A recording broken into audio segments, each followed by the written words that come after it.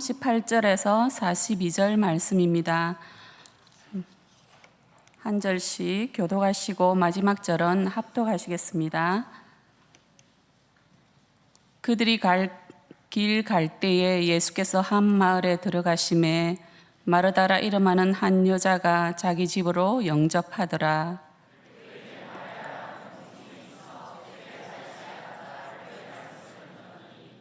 마르다는 준비하는 일이 많아 마음이 분주한지라 예수께 나아가 이르되 주여, 내 동생이 나 혼자 일하게 두는 것을 생각하지 아니하시나이까. 그를 명하사 나를 도와주라 하소서.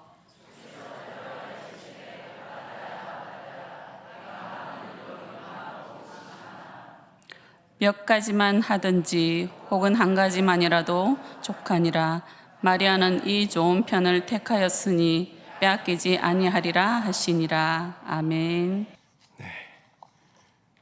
우리 6에서 12 여전도에 이게 특성 연습을 많이 못 하셨다라고 제가 들었던 것 같은데, 야, 이 하음까지 넣으시고 너무나도 퍼펙트 했던 것 같습니다. 그리고 야, 크로마프 전혀 생각지도 못하게 이 바이올린하고 이 콜라보 하는데 정말 수준 높은 연주였습니다. 기가 정말로 즐거운 시간이었습니다. 오늘 6에서부터 12 여전대 헌신 예배를 드리게 되면서 이 헌신이라는 말의 사전적 의미를 다시 한 번 더 돌아보게 되었습니다. 헌신은 몸과 마음을 바쳐서 힘을 다하는 것을 헌신이라고 합니다. 즉, 마음은 없는데 일만 하는 것이나 마음은 있다라고는 하지만 행동하지 않는 것, 이러한 모습은 온전한 헌신이라고 보기 힘들다는 것입니다. 온전한 헌신은 몸과 마음이 함께 가야지만 진정한 헌신이라고 할 수 있습니다. 이처럼 헌신을 바르게 올려드리려면 어느 한쪽으로 치우치지 아니하는 이 균형 잡힌 신앙생활이 중요합니다. 오늘 본문 속에서도 누구보다도 헌신된 두 여인이 등장을 합니다.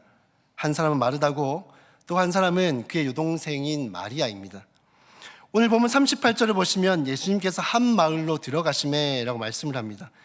여기서 한 마을이라는 것은 예루살렘 동쪽으로 약 3km 정도 떨어진 작은 마을인 베다니입니다. 예수님께서 이곳을 향하신 이유는 이곳에서는 마리아와 마르다 또 나사로 이 3남매가 이곳에 살고 있었기 때문입니다.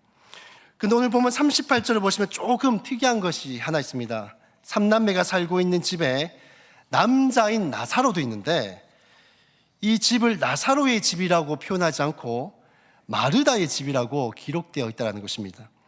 당시 유대 사회는 여자를 조금 이렇게 천하게 여겼습니다.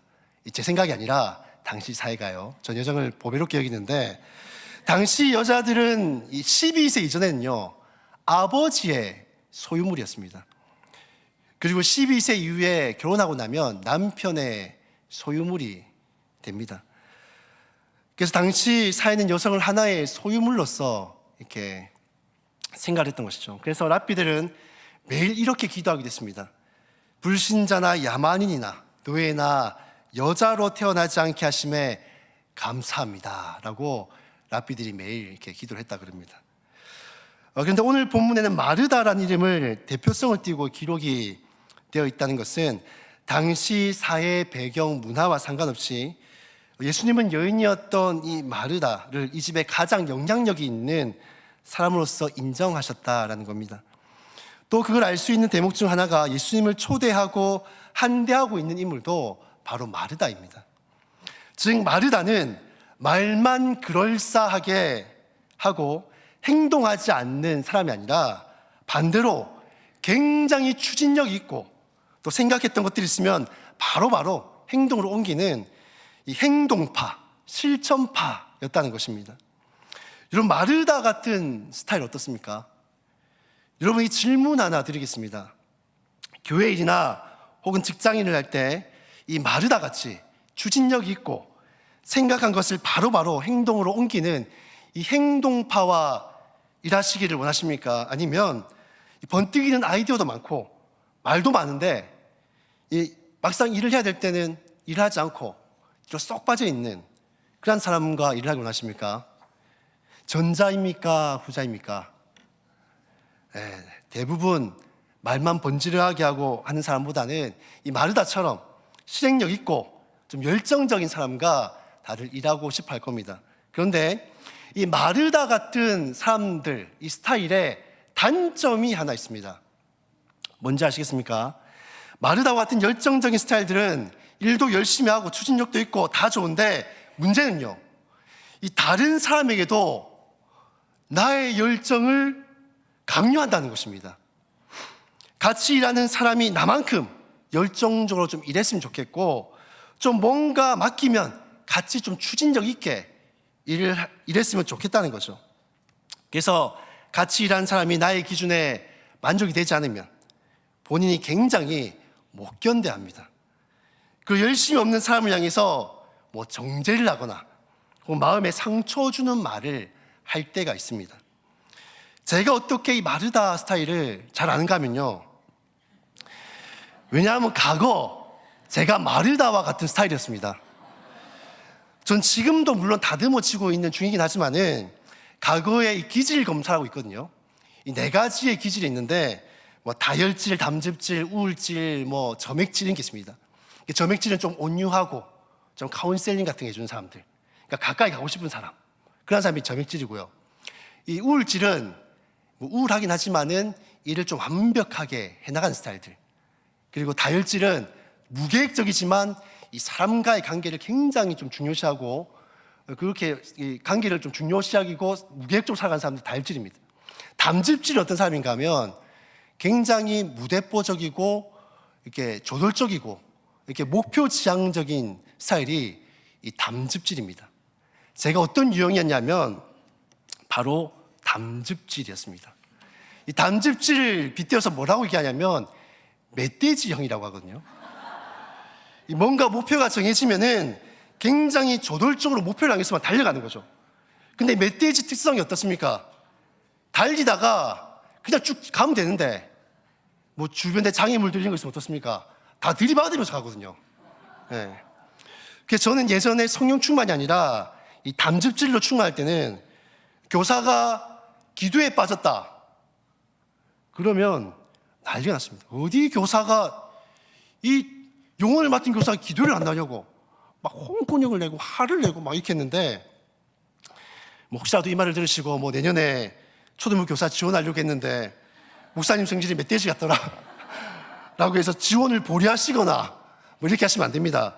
이건 어디까지나 과거의 저였고, 그로 이렇게 테스트를 제가 또 했을 때는 4가지 기질이 좀 균등하게 나왔습니다. 그래서 상담하시는 분이 저에게 전도사님 연단을 좀 많이 받으셨네요 라고 이렇게 하더라고요. 초등부 지원 생각 있으시면요, 제가 잘해드릴 테니까 걱정 마시고 지원하셔도 됩니다. 자, 다시 본문으로 돌아가서요, 예수님과 제 아들이 마르다의 집으로 이제 들어갔습니다. 그래서 39절을 보시면 어떤 일이 벌어집니까? 우리 39절 말씀 다시 한번 함께 읽어볼까요? 함께 읽겠습니다. 그에게 마리아라는 동생이 있어 주의 발치에 앉아 그의 말씀을 듣더니, 예수님은 마르다의 집에 들어가자마자 이 피곤한 이 여행길에 조금 좀 쉬시고 몸을 돌보실 만한데 바로 말씀을 사모하는 자들을 위해서 쉬지 않으시고 말씀을 가르치시기 시작합니다. 이때 마리아는 예수님의 발치에서 말씀을 듣게 됩니다. 마리아는 예수님과 굉장히 가까운 거리에서 말씀을 들은 것이죠. 왜 이것을 강조하고 있는가 하면요, 이 당시 유대 사이에서는 랍비들의 제자들은 스승의 발치에 앉아서 말씀을 들었습니다. 그런데 예배적으로 여인들은 랍비로부터 말씀을 듣고 배우는 것이 허용이 되지 않았습니다. 만약 듣는다고 하더라도 이 남자들이 모여있으면 저쪽 건너편에 가서 이렇게 살짝 이렇게 고개 내밀고 듣는, 이 정도로 이렇게 들었지, 이 발치에서 듣는다는 것은 이건 엄두도 못 내리는 거죠. 근데 마리아가 예수님의 발치에서 들었다는 것은 여인이지만 예수님께서는 마리아를 다른 제자들과 동일한 하나의 인격체로서 또 제자로서 받아들였다라는 것입니다. 그러니까 마리아는 여인으로서 굉장히 흔치 않은 기회에 엄청난 그 특권 속에 예수님의 말씀을 듣고 있는 것입니다. 그러니 마리아 입장에서 말씀을 어떻게 드려야 될까요?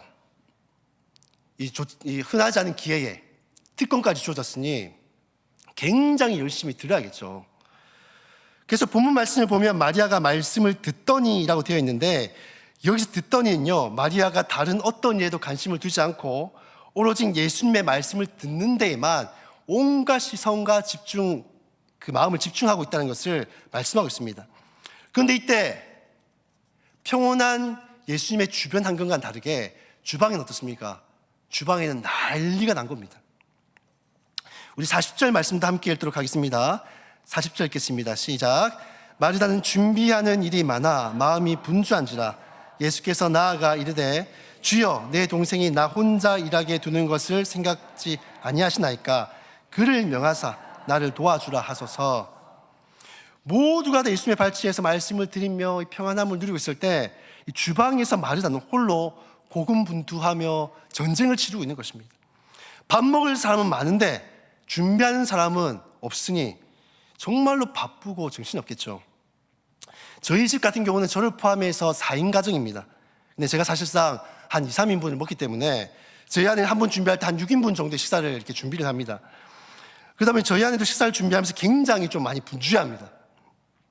저희 아내는 한 번씩 그런 얘기를 했는데, 소는 키워도 당신은 못 키우겠다라는 말을 했었는데, 왜냐하면 제가 요즘 아내들 잘 키우지 않는 그 삼식이, 요즘 아내들이 이제 굉장히 싫어한다는 제가 그 삼식이 중에 하나였거든요. 그래서 그러니까 요즘 운동도 하다 보니까 이 아침에 배가 너무 고픈 거예요. 운동하고 나면 그 아침밥을 또 먹어야 되고, 점심도 점심대로 먹어야 되고, 이런 겁니다. 제가 뭐 삼식이라 그러니까 약간 좀 이렇게 경미의 시선으로 보시는 여성분들이 계신데, 뭐 제가 어쨌든 원체 먹는 걸 좋아하다 보니까 제가 신방을 하거나 뭐 교육자들하고 함께 점심 식사를 먹는다 그러면은 저는 진짜 이 아내하고 하루 중에 좀 같이 밥 먹을 시간이 하나 뺏기니까 좀 미안한 마음에 오늘 식사 약속 있다라고 이렇게 연락하는데, 제 아내는 굉장히 좋아합니다. 제 생각과는 달리.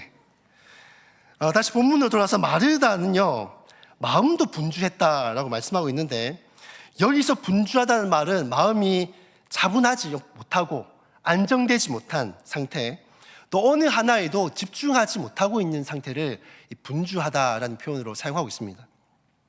즉 마리다는 그냥 평범한 손님이 아니잖아요. VVIP를 손님을 초대했는데 좀 이렇게 찬을 또 평소와는 좀 다르게 융성하게 좀 멋있게 맛있게 좀 대접하고 싶은데, 근데 일손은 모자라고 사람들은 말씀 듣는 걸 보니 자기도 좀 말씀을 듣고 싶은 마음도 있는데 일적으로도 그렇고 심적으로도 그렇고 마음이 매우 분주해 있는 겁니다. 그래서 결국 어떻게 합니까? 마르다는 예수님께 나아가서 주여 내 동생이 나 혼자 일하게 두는 것을 생각하지 아니하시나이까 그를 명하사 나를 도와주라 하소서 라고 요청을 합니다. 아마 실제로 이렇게 좀 세게 얘기했을 거예요. 좀 화가 나 있기 때문에. 제가 아까 열심히 특심인 사람들 어떤 특징이 있다고 그랬습니까? 다른 사람도 자신과 같이 하기를 강요를 하거나, 또 담즙질, 이 멧돼지 형들은 사람들 달려가면서 좀 들이받는다라고 했지 않습니까? 딱 지금 마르다가 지금 그렇게 하고 있는 겁니다. 마르다의 요청에는 몇 가지 뉘앙스를 좀 띠고 있거든요. 우리 항상 여성들이 그렇듯이 여성들의 언어에는 한 가지 의미가 없죠. 여러 가지 의미가 있지 않습니까? 여성의 언어에는. 그래서 여기에도 여성의 언어가 있습니다. 그래서 톨스토이는 이렇게 얘기했습니다. 여성들에 대해서 말하기를 여자는 아무리 연구해도 늘 새로운 존재다. 이 마르다의 요청에도 이런 여러 가지 의미들을 담고 있습니다. 첫 번째는 바쁜 와중에 자신을 돕지 않는 마리를 향해서 간접적으로 이렇게 정지하고 있는 거죠. 막 정지하고 있는 겁니다. 또 두 번째로는 주방이 뻔히 바쁜 걸 알면서도 좀 예수님께서 야 네가 일을 공보니까 네가 언니도 하고 있는데 가서 빨리 저거 다 도와라 라고 말해야 되는데, 예수님 오히려 더 가만히 놔두고 있으니까 예수님에 대해서 좀 화가 난 겁니다.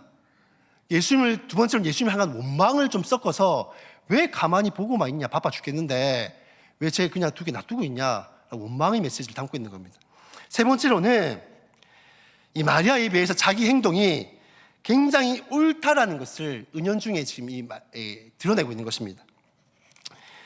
이 예수님께서 뭐라고 말씀하고 계신가 하면요, 다 함께 41절 42절 말씀을 우리 함께 읽도록 하시겠습니다. 주께서 대답하여 이르시되 마르다야 마르다야 내가 많은 일로 염려하고 근심하나 몇 가지만 하든지 혹은 한 가지만이라도 족하니라. 마리아는 이 좋은 편을 택하였으니 빼앗기지 아니하리라 하시니라. 예수님은 마르다 이름을 2번 부르십니다. 마르다야 마르다야. 예수님께서 이름을 2번 부르신다라는 것은요, 이 마르다를 향한 깊은 애정과 연민을 담아서 부르고 계신 것입니다.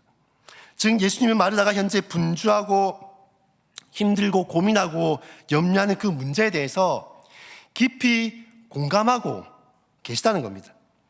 예수님은 우리가 섬기면서 오는 그 고민과 염려와 그 문제에 대해서 깊이 공감하고 계십니다.